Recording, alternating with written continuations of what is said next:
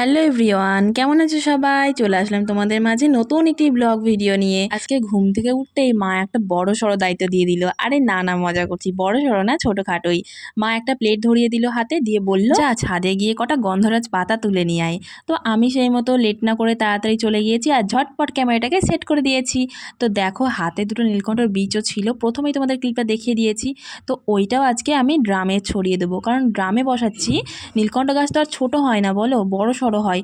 সেই জন্য ওই ড্রামটাতেই দেবো, নাহলে ছোটো জায়গায় যদি বসাই তাহলে ফুলগুলো খুব একটা বড় হবে না আর এগুলো খেবড়ো হয়ে যাবে।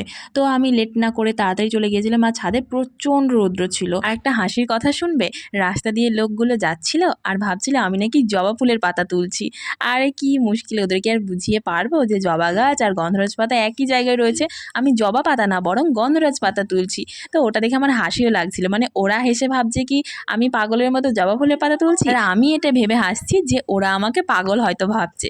তো যাই হোক, ওদের কথাই কান না দিয়ে আমি আমার মতো গন্ধরাজ পাতাগুলো তুলে নিয়ে তারপরে লেট না করে কুমড়োর বীজগুলো, সরি কুমড়োর বীজ বলে ফেলছি, নীলকণ্ঠ গাছের বীজ, তো সেগুলো ছড়িয়ে দিলাম। তারপর আমি কতগুলো গন্ধরাজ পাতা তুলেছি দেখো। আর মা বলছিল যে বেশি তুলতে হবে না, অল্প করেই তুলে আন, বেশি কেউ খাবে না। তো তাড়াতাড়ি আমি চলে গিয়েছিলাম নিচে, আর তার আগে একটা ক্লিপ নিয়ে নিয়েছিলাম। তো নিচে এসেই মাকে প্লেটটা দিতেই মা বলে উঠলো, এ বাবা, কি করেছিসটা কি তুই? তোকে আমি অল্প কটা পাতা তুলতে এনে বলেছি আর তুই এত বেশি এনেছিস, বেশি আমি কাকে কাকে রান্না করে দেবো রে? তো তারপরে দেখো, আমাদের বাড়িতে এই সমস্ত রান্না হচ্ছিল। এই সমস্ত বলতে কাতলা মাছের ঝোল আর পেঁপেটা দিয়ে গন্ধরাজ পাতা, আর ওদিকে আলু কাটা ছিল, ওটা দিয়ে এঁচোড় হবে, এঁচোড় চিংড়ি। তো তারপরে দুপুরে খাওয়া টাওয়া সেরে আমি চলে গিয়েছিলাম একটু ছাদে একটু রিলস করতে। তো তারপরে দেখো, এইদিকে আমার মা আমাদের যে কাঁসার গ্লাস তৈরি হয় সেগুলোর জন্য জোগাড়যন্ত্রী করে দিচ্ছে, আর ওইদিকে আমার বাবা বসে রয়েছে, বাবা তারাগুলো বেঁধে দিচ্ছে মাটি দিয়ে ভালো করে, আর এইদিকে মা জোগাড় করে দিচ্ছে। আর আমি একটু ছোট ছোট ক্লিপ নিয়ে তোমাদের সঙ্গে শেয়ার করছি।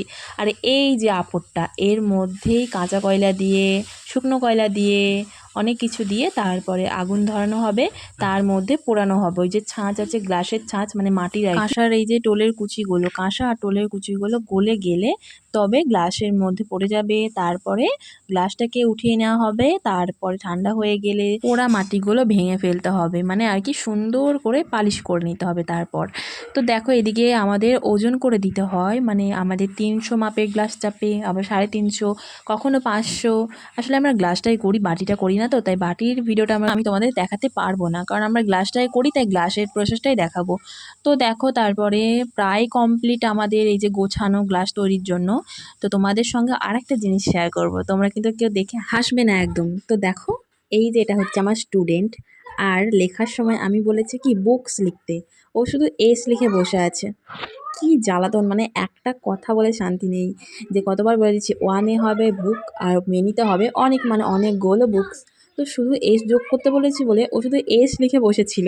তো ওকে বোঝানোর পরও অবশেষে বুঝতে পারলো বিষয়টা। আজকের ব্লগটা এইটুকুই, সবাই ভালো থাকবে, সুস্থ থাকবে, আর লাইক কমেন্ট করতে একদম ভুলবে না। টাটা।